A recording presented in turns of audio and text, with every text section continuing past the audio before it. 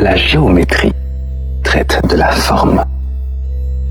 La relativité de ces formes traite de l'attribut, ce qui est sans forme.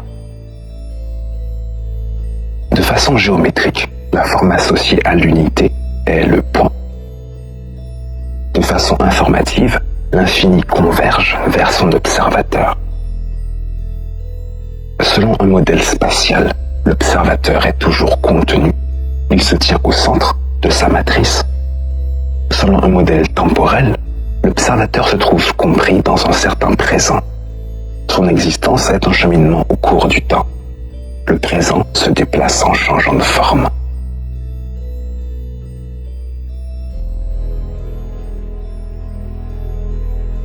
Un agrandissement est ici une réduction de la distance entre l'observateur, point de fuite de sa matrice, et l'objet observé, correspondant à une répartition conforme des forces détaillant cet objet sur le plan visible par cet observateur. La sphère étant la seule forme garantissant l'équilibre des forces tridimensionnelles d'un objet ponctuel. Un premier agrandissement du point amène à l'observation d'une sphère. Le dernier agrandissement de cette forme, approchant l'infini, mènera à l'observation d'un plan, comme la surface d'une planète, une sphère suffisamment agrandie pour qu'il se tient dessus. Mais revenons au premier agrandissement et à la sphère. L'équilibre des forces d'une sphère ayant lieu depuis son centre, en termes d'énergie, au centre d'une unité ponctuelle, est une unité similaire. Au centre de la sphère est donc un point dont un agrandissement de même facteur que le premier produit de ce point la même sphère que la première. Ce principe de réplication ou de persistance s'étend pour la lumière à l'infini. C'est pourquoi l'ordre et l'énergie, changeant d'agencement et de lieu, se conservent dans le temps et hors du temps. Don de l'éternel dans le temps, l'énergie est persistante et hors du temps ne connaît pas de mort. La mort est le partage des ténèbres et le destin de la forme restreinte. En ceci que les ténèbres n'ont de force que pour la destruction de ce qui existe, et aussi que la forme restreinte est limitée spatialement comme temporellement.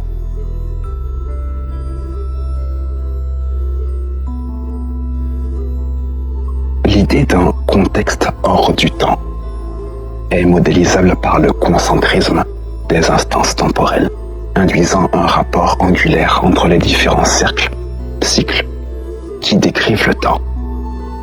On peut observer ce rapport selon le champ couvert entre le centre et différentes envergures circulaires. Il peut être pertinent de comprendre qu'ici, la notion de contenu et de contenant est strictement relative. En termes de disposition, l'appréhension du réel est différente en fonction de la direction de la conscience. De façon linéaire, qui se tient dans les ténèbres s'éloigne de la lumière, et qui se tient dans la lumière a chassé de lui les ténèbres qui sont à leur extérieur. La lampe de ton corps, c'est l'œil. Quand ton œil est sain, ton corps tout entier est aussi dans la lumière. Mais si ton œil est malade, ton corps est aussi dans les ténèbres.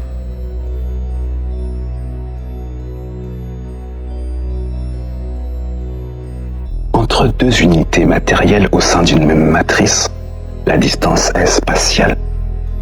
La distance spatiale peut être vue comme le don de l'individualité qui accompagne la naissance charnelle.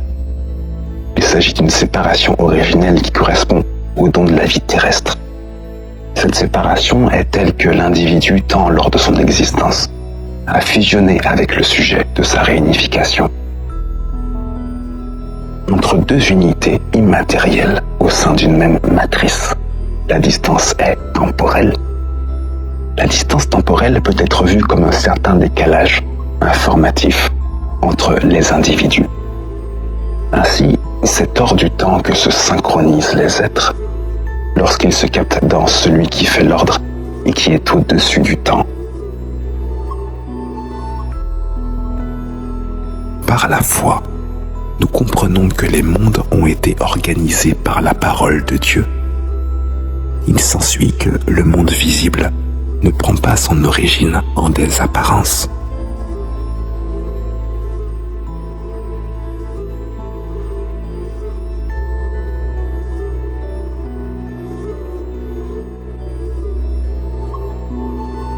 L'espace et le temps constituent les axes fondamentaux de cette étude.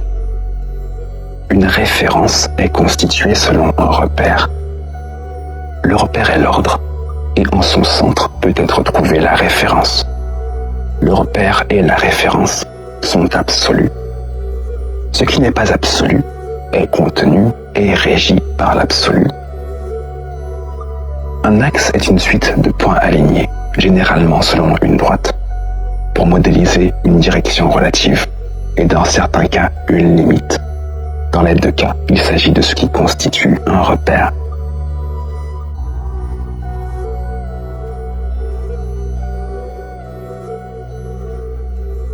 L'axe horizontal illustre l'espace commun, soit une dimension de structure matérielle. L'espace en mouvement est une suite de formes distinctes selon une dimension temporelle. Selon cet axe spatial, le temps est une information ponctuelle. Ainsi, un objet purement matériel et ponctuel dans le temps est un objet instantané, unique dans le temps. L'axe vertical illustre le temps commun, soit une dimension de structure immatérielle. Le temps en mouvement est une suite d'attributs, distincts selon une dimension spatiale. Selon cet axe temporel, l'espace est une information ponctuelle. Ainsi, un objet purement immatériel et ponctuel dans l'espace est un objet continu, unique dans l'espace. Selon ces attributs, nous obtenons l'observation de l'espace et du temps absolu, tels deux axes perpendiculaires, soit deux droites séquentes en un point unique, et dont la projection de l'une sur l'autre est d'un point unique.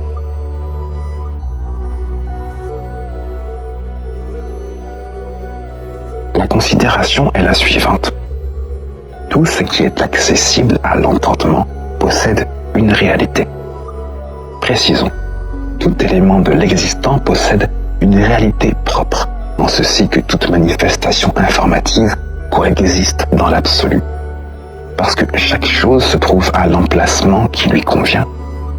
Comprendre qu'une localisation de l'emplacement d'une réalité correspond à un rapport conscient à la manifestation particulière donc de cette réalité.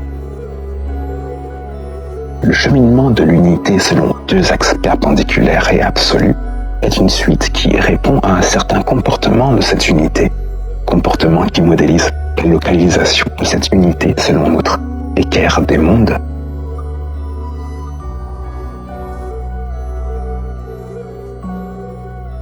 Le premier temps de ce cheminement correspond à un point, état immatériel, sans espace, sans forme matérielle. Il s'agit d'un ordre unique d'une part, initiateur d'autre part. L'unité suivante, c'est-à-dire l'instant suivant, et qui vient de l'ordre premier, voit naître le multiple, le consécutif et aussi le duel. Peut alors venir à l'existence tout ce qui, parmi ce qui est multiple, est ordonné. Ce cheminement se développe comme une expansion spatiale infinie, lors d'une expansion temporelle conjointe. L'unité est le motif, le détail, mais l'unité est aussi le principe. L'infini, le tout qui vient de l'unité, converge dans le temps vers l'unité. Une suite de points alignés en fonction des axes disponibles de leur espace constitue une courbe définie par l'expression de sa fonction. Sa fonction est le mode d'expression conjointe de ces axes, selon les états consécutifs, soit le comportement de la courbe sur son référentiel. Un état correspond pour un point de cette courbe à l'expression conjointe de ces ordres. Ici, la forme et l'attribut, la matière et l'immatière, l'espace et le temps, le principe de réplication ou de persistance décrit précédemment pour aborder la notion de concentrisme, nous est également utile à déduire le comportement de notre courbe, sachant qu'elle décrit les états consécutifs de notre unité informative. Lorsque temps égale 1, alors espace égale 0, car l'ordre initie la matérialisation en laquelle il se conserve. Alors lorsque temps égale infini, alors espace égale infini. La fonction exponentielle, notamment, remplit ces deux modalités. Si donc le potentiel de l'évolution d'une unité informative dans l'absolu peut être modélisé par une fonction exponentielle, alors une simple déduction de cette courbe permet d'affirmer qu'il est possible, du moins pour une unité informative, de parcourir, voire de franchir l'infini, à cause même de sa définition.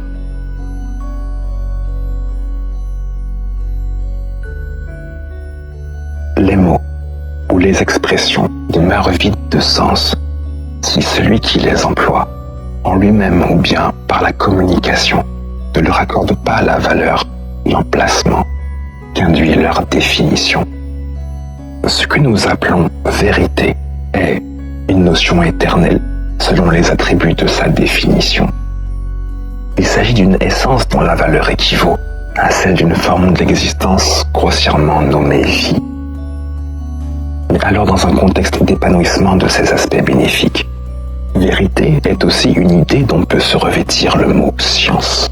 Au XXIe siècle, la science se doit d'être utile, ou plutôt la trouve-t-on digne d'intérêt en fonction des bénéfices matériels qu'on peut en tirer.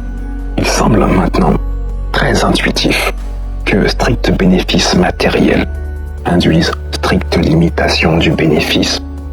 Si on considère cette vérité que le bienfait d'une science intelligente, soit l'accès à une conscience plus intelligente du sujet de cette science. Mais en ce qui concerne le mot bénéfice, tout le monde a-t-il compris le sujet ?